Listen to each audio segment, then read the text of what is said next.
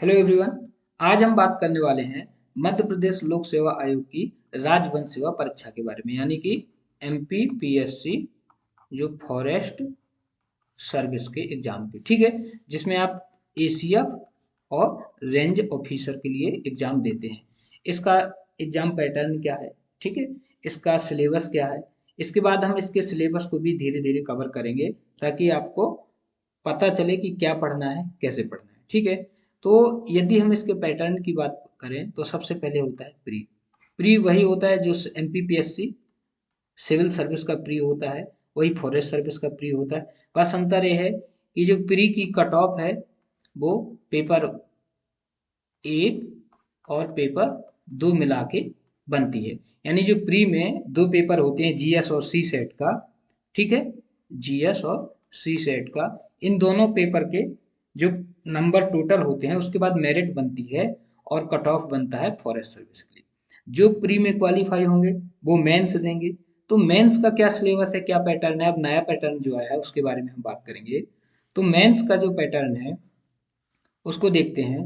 तो mains total 450 number का होता है, ठीक है। दो पार्ट होते हैं मेंस के पेपर में, खंड आ और खंड बा। खंड आ जो होता है वो 150 नंबर का होता है, इसमें टोटल 50 क्वेश्चन होते हैं, ठीक है।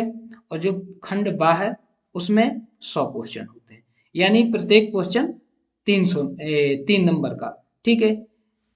तो जो मेंस है टोटल क्वेश्चन कितने बने, 150। 150 क्वेश्चन का एक पेपर होगा, उसमें दो खंड होंगे, खंड आ और खंड बा। खंड आ में 50 सवाल होंगे, खंड बा में 100 सवाल होंगे, और प्रत्येक सवाल जो होगा 3 नंबर का होगा, इसलिए टोटल 150 गुणे 3 बराबर बना 450। 450 नंबर का होगा और 50 नंबर का इंटरव्यू, इसलिए टोटल 500 नंबर का मेंस प्लस, इसको मैं यहाँ लिखे दे रहा, मेंस प्लस इंटरव्यू मिला के 500 नंबर। अब जो 50 क्वेश्चन खंड आ में, उसमें किस चीज का होगा सिलेबस, मध्य प्रदेश का जीके होगा, राष्ट्रीय और अंतरराष्ट्रीय स्तर का सामान्य ज्ञान। अब जो मध्य प्रदेश का जीके है, इस 50 में 35 क्वेश्चन इसके होंगे, राष्ट्रीय जीके के इसमें 10 क्वेश्चन और अंतरराष्ट्रीय के 5, टोटल हो गए 50 क्वेश्चन। इसके बाद वानिकी और सामान्य विज्ञान यानी फॉरेस्ट्री और साइंस। साइंस में आपका फिजिक्स, केमिस्ट्री, बायो और मैथ भी शामिल रहेगी, ये आपको ध्यान रखना है। और वानिकी में फॉरेस्ट्री के सब्जेक्ट शामिल रहेंगे। तो ये पूरा सिलेबस है आपका मेंस का, जो मेंस में क्वालिफाई होंगे। अब मेंस में एक चीज और याद रखना है कि मेंस में जो आपके माइनस मार्किंग भी होती है। माइनस मार्किंग मतलब क्या रहे, कैसी रहेगी कि यदि आपने सही आंसर किया तो आपको 3 नंबर मिल जाएंगे, यदि आपने गलत किया तो आपका 1 नंबर माइनस हो जाएगा। यानी गलत का 1 नंबर कम होगा और सही किया है तो +3 हो जाएगा। तो माइनस मार्किंग रहेगी मेंस में। साथ ही आपको ये भी ध्यान रखना है कि मेंस में आपको खंड आ और खंड बा दोनों में पास होना जरूरी है। खंड दोनों में पास होने के लिए क्या है, यानी पासिंग मार्क क्या है मेंस में, 40%।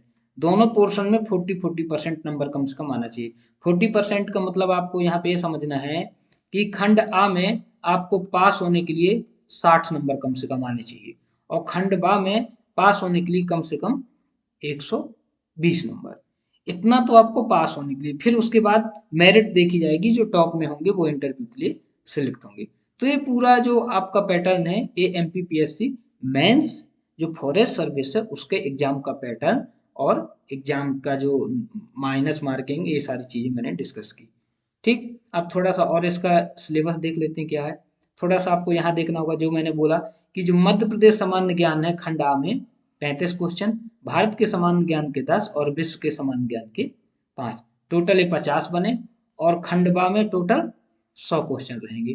ठीक, तो टोटल दोनों को मिला के 150 प्रश्न और प्रत्येक 3 अंक का रहेगा, इसलिए टोटल 450 नंबर का मेंस होगा। ठीक है, बहुविकल्पिक एमसीक्यू होंगे, 4 ऑप्शन वाले होंगे। साथ में एक चीज और आपको याद रखना है, जो मैंने बताया कि मेंस में माइनस मार्किंग करती है। सही आपने आंसर दिया तो 3 नंबर, और गलत आंसर दिया तो -1।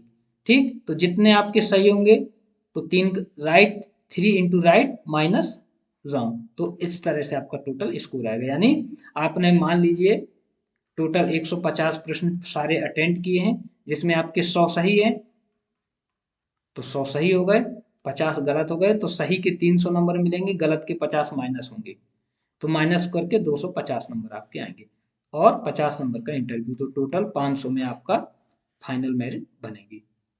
इसके बाद आपको देखना है कि सिलेबस क्या है। तो जो हमने खंड आ देखा है, खंड आ में क्या था, मध्य प्रदेश राष्ट्रीय और अंतर्राष्ट्रीय सामान्य ज्ञान। ठीक है, तो खंड आ के बारे में आप देखिए, इंग्लिश हिंदी दोनों से।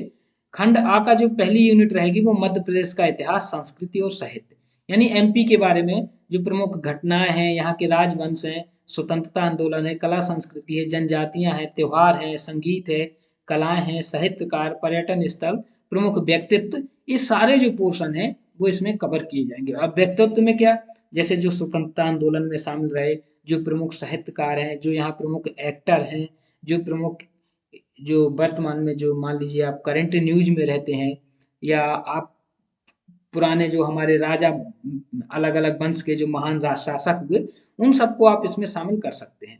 ठीक है, या इस तरह से आप देख लीजिए इंग्लिश से भी। तो ये जो आपका पोर्शन रहेगा, ये आपका खंड आ का यूनिट 1 रहेगी। इसके बाद हम यूनिट 2 की बात करें, यूनिट 2 मध्य प्रदेश की ज्योग्राफी।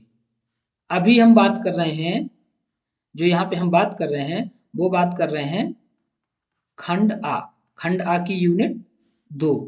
खंड आ में यूनिट 2 में क्या है, ज्योग्राफी में क्या आता है, पर्वत, पठार, नदियां, वन, ठीक है, ऊर्जा के स्रोत, ये सारा ज्योग्राफी में आएगा। खंड आ की तीसरी यूनिट में क्या है, आ की तीसरी यूनिट में पॉलिटिक्स और इकोनॉमी मध्य प्रदेश की। तो यहाँ के गवर्नर, मुख्यमंत्री, सचिव, ये जो करंट और जो पुराना है वो सब मिला के, राज्यसभा, लोकसभा, पंचायती राज, ये सारी चीजें, जो इकोनॉमिक डेवलपमेंट, यहाँ के औद्योगिक, एग्रीकल्चर, ये सारी जो चीजें हैं वो इसमें इकोनॉमी और पॉलिटिक्स में आ जाएगा। इसके बाद खंड आ की चौथी यूनिट में आएगा करंट अफेयर, नेशनल भी, इंटरनेशनल भी और मध्य प्रदेश का। लोक कल्याणकारी राज्य के लिए जो योजनाएं चलाई गई हैं, ठीक है, जो व्यक्ति जो फेमस रहे होंगे करंट में, किसी ने अवार्ड पाया होगा, किसी का निधन हुआ होगा, तो ये सारी चीजें आएंगी। और साइंस टेक या इंफॉर्मेशन कम्युनिकेशन से आएगा, इलेक्ट्रॉनिक्स, कंप्यूटर वगैरह, इंटरनेट, ई कॉमर्स, ठीक है, आर्टिफिशियल इंटेलिजेंस, जो इसका भी समय चल रहा है, internet, social networking site, e commerce, इन सब से संबंधित क्वेश्चन। तो आपका ये पूरा रहेगा खंड आ। खंड आ, उसके बाद हम बात करेंगे खंड बा के बारे में।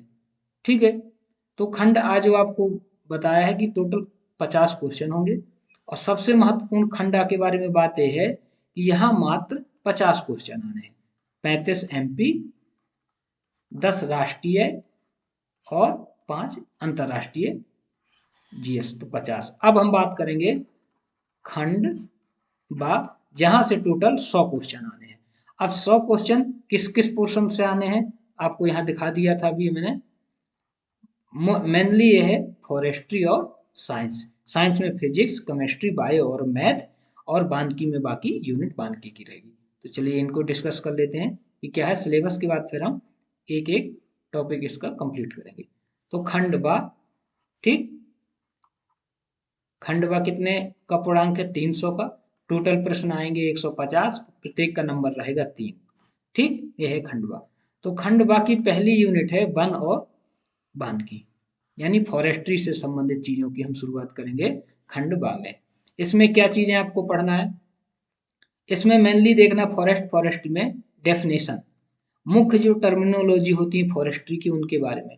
हमारे यहाँ जंगल फॉरेस्ट का क्या बैकग्राउंड रहा है, इन सब के बारे में बात करेंगे। साथ ही हम देखेंगे फॉरेस्ट्री का रोल प्रोडक्शन में, प्रोटेक्शन में, और इसके जो मूल्य वर्धन में, इन सब की चीज़ों के फॉरेस्ट टाइप में देखेंगे कौन कौन से प्रमुख बोटनिकल नेम, जो प्रमुख यहाँ पे टिम्बर फॉरेस्ट लकड़ी होती है यहाँ की, या आप ऐसे समझ सकते हैं जो औषधि या हर्बल प्लांट हैं, या जो बहुत महत्वपूर्ण इमारती लकड़ी के लिए होते हैं, उन सब के बारे में, उनके कॉमन नेम क्या है, उनके वैज्ञानिक नाम क्या है, जैसे टीक, साल, इन सब के बारे में फॉरेस्ट और फॉरेस्ट्री यूनिट 1 के अंतर्गत आएगा। ठीक है, यहाँ आप देख सकते हैं यूनिट 1 में क्या आएगा, जैसे वैज्ञानिक नाम, प्रजाति नाम, इन सब के जो वाणिज्यिक उपयोग में लकड़ी होती है। साथ में इतिहास, प्रमुख शब्दावली, और इनका वनों का वर्गीकरण। उसके बाद वानिकी की जो दूसरी यूनिट है वन उपयोजन। वन उपयोजन का मतलब होता है फॉरेस्ट यूटिलाइजेशन, यानी वन और वन से संबंधित चीजों के उपयोग और उनका जो परिभाषिक शब्दावली है, जो टिम्बर के उत्पाद होते हैं उनको जो संरक्षित करने के लिए हम रखते हैं, उनकी मापन कैसे किया जाता है, उनका आयतन कैसे, लकड़ी का आयतन कैसे निकाला जाता है, लकड़ी कैसे काटी जाती है, उससे कागज कैसे बनता है, लुगदी कैसी बनती है, प्लाई कैसे बनती है, और कौन कौन से आकाष्ठ वन उपज मतलब नॉन टिम्बर फॉरेस्ट प्रोड्यूस कौन कौन से, जैसे रेशा हो गया, टेनिन हो गया, गोंद हो गया, इन सब के बारे में, विभिन्न प्रकार की औषधियां हो गई, तिलहन बीज हो गए, इन सब के बारे में वन उपयोजन के अंतर्गत पढ़ा जाता है। आप यहाँ भी देख सकते हैं वुड प्रोडक्ट, वुड सीजनिंग, यानी लकड़ी के कैसे मापेंगे, कैसे संरक्षित करके रखेंगे, कैसे लकड़ी का प्रिजर्वेशन करेंगे, इन सब के बारे में। पल्प हो गया और आपका मिल वगैरह हो गया, फाइबर वगैरह जो निकलता है लकड़ी का, रेजिन, डाई, इन सब के बारे में आप फॉरेस्ट यूटिलाइजेशन में पढ़ते हैं। उसके बाद हम बात करेंगे फॉरेस्ट पॉलिसी एंड लेजिस्लेशन। इसमें मतलब वन नीति और वन विधियां। ठीक है, ये यूनिट 3 है। खंड बाकी यूनिट 3 में क्या है, नीति और विधियां, मतलब अधिनियम, एक्ट या विभिन्न रूल्स, जो रेगुलेशन जो सब होंगे वो वन नीति वन विधियों में आएंगे। इसमें शब्दावली, हर अधिनियम की आप परिभाषाएं देखोगे, शब्दावली देखोगे। प्रमुख वन नीतियां 1894, 1992, 1988, इन सब की मैं लेसन बना भी चुका हूँ, आप देख सकते हैं कि कौन कौन सी वन विधियां हैं उनके बारे में। एक्ट जो है प्रमुख है भारतीय वन अधिनियम, वन्य जीव संरक्षण अधिनियम, वन संरक्षण अधिनियम, पर्यावरण संरक्षण अधिनियम, ठीक है, जैव विविधता अधिनियम, आदिवासियों के लिए वन अधिकार जो मिले हैं उसका अधिनियम, ठीक है, जो इन अधिनियमों में प्रमुख संशोधन हुए उनके बारे में। और बांस या गैर वन लकड़ी, जो बिना लकड़ी के जो उत्पाद होते हैं उनके बारे में। संयुक्त वन प्रबंधन के बारे में बात करेंगे, जो फॉरेस्ट्री की विभिन्न ब्रांच है उनके बारे में बात करेंगे। और साथ में मध्य प्रदेश लोक वानिकी अधिनियम 2001 के बारे में आप यहाँ भी देख सकते हैं, फॉरेस्ट पॉलिसी एंड लॉ में सारा ये दिया है। ठीक है, कि कौन कौन से एक्ट हैं उनके बारे में हमें इसमें यूनिट में पढ़ना है। इसके बाद आता है फॉरेस्ट प्रोटेक्शन, यानी जंगल की सुरक्षा से संबंध, वन रक्षण। इसमें परिभाषा, शब्दावली, जंगल को किन किन चीजों से नुकसान पहुंचता है, चाहे वो मानव हो चाहे पशु हो, उनके बारे में। इन नुकसान को अग्नि से भी पहुंचता है तो इसका नियंत्रण, प्रबंधन, चराई नियंत्रण कैसे करें, प्रबंधन, वन रोपण, मृदा संरक्षण, जलवायु परिवर्तन है, ग्लोबल वार्मिंग है, ठीक है, इन सब के बारे में यहाँ पे जो नेशनल पार्क है, सेंचुरी है, इकोसिस्टम है, इन सब का, बायोस्फीयर रिजर्व वगैरह, ये सारे जो है फॉरेस्ट प्रोटेक्शन में आते हैं कि इन सबको क्यों करते हैं, क्यों बनाते हैं, तो ये सारी चीजें हम फॉरेस्ट प्रोटेक्शन के अंतर्गत करेंगे। उसके बाद आता है ट्राइबल ऑफ मध्य प्रदेश, यानी जो मध्य प्रदेश की जनजातियां हैं, ये भी किस में आएगा, खंड व यूनिट 5 में आएगा। इसमें मध्य प्रदेश की प्रमुख जनजातियां, उनकी बोलियां, उनके रहन सहन, उनके त्योहार, उनके गीत नाट्य, ठीक है, उनके क्षेत्र, उनकी समस्याएं, उनके लिए विभिन्न योजनाएं, ये सारी चीजें मध्य प्रदेश में पाई जाने वाली ट्राइब या जनजातियों के बारे में, लोक कल्याणकारी जो स्कीम होंगी उनके बारे में हम बात करेंगे। तो आपकी जो यूनिट है खंड बा में जो 5 यूनिट कंप्लीट हुई ऊपर की अभी, ठीक है, ये है फॉरेस्ट और फॉरेस्ट्री से संबंधित। अब हम खंड बा की यूनिट 6 से यूनिट 10 तक जाएंगे, जो साइंस से संबंधित होगी। तो पहला पार्ट होगा आपका केमिस्ट्री में। केमिस्ट्री में आप क्या पढ़ोगे, इसमें मेनली यही होगा कि केमिकल रिएक्शन, उसके प्रकार, उनके प्रभाव, पीएच स्केल, एसिड बेसिड, ठीक है, एसिड बेस, और जो आपके विभिन्न केमिकल है जो डेली यूज में आप उपयोग करते हैं घर में, ठीक है, जैसे washing soda, baking soda, bleaching powder, ये सारी चीजें इनके बारे में।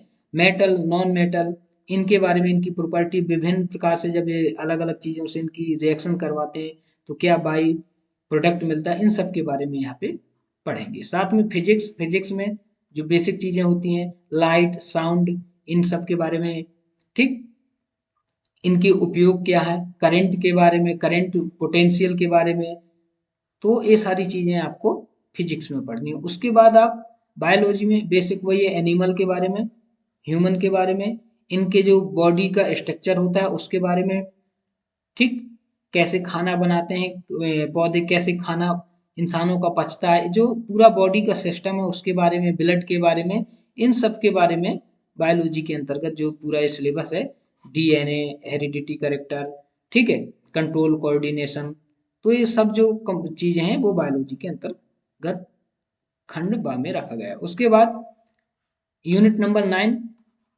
ठीक, खंड बाकी इन्वायरमेंट से संबंधित है, जिसमें आप पढ़ोगे बायोडायवर्सिटी, इकोसिस्टम, बायोडायवर्सिटी के प्रकार, कैसे प्रभावित करती है, क्या फायदे हैं, क्या नुकसान है, कैसे कंजर्वेशन करेंगे, किन किन चीज़ों से बायोडायवर्सिटी को नुकसान हो रहा है, हॉट स्पॉट क्या होते हैं, डिजास्टर मैनेजमेंट क्या होता है, earthquake, human population, environment and human health, इन सब के बारे में आप बात करोगे यूनिट नंबर 9 में। उसके बाद आएगी आखिरी यूनिट नंबर 10, जो मैथ में है। मैथ में आपको अर्थमेटिक भी पढ़ना है, अलजेब्रा भी पढ़ना है, जियोमेट्री भी पढ़ना है, ठीक है, ट्रिग्नोमेट्री बेसिक जो 10th क्लास लेवल की रहेगी, जनरल मेंटल एबिलिटी यानी जो रीजनिंग होता है। तो कुल मिला के आपके जो सिलेबस में 150 क्वेश्चन आएंगे, जिसमें 50 क्वेश्चन पहले पार्ट से और 100 क्वेश्चन दूसरे। अब 100 क्वेश्चन जो दूसरे पार्ट में, टोटल यूनिट है आपकी 10, तो 10 यूनिट से कुछ ना कुछ क्वेश्चन आएंगे। तो इस तरह से हम एक एक यूनिट धीरे धीरे इसको कंप्लीट करेंगे। तो ये अभी जो था इस सिलेबस का हमने विस्तृत देखा है कि पैटर्न क्या है, किस तरह से पेपर आया है, अभी एक एग्जाम हो भी गया है इस नए पैटर्न पे, तो आपको ध्यान रखना है, क्योंकि माइनस मार्किंग में है तो फर्जी नहीं चलेगा, जो बनता है उसी को आपको करना होगा, ठीक। तो ये कंप्लीट हुआ। उसके बाद अब जो अगला हम पढ़ेंगे खंड बाकी unit forest policy and law, इसमें जो हमने वन विधि या वन सुरक्षा के लिए जो नियम कानून बनाए गए हैं उनके बारे में बात करेंगे।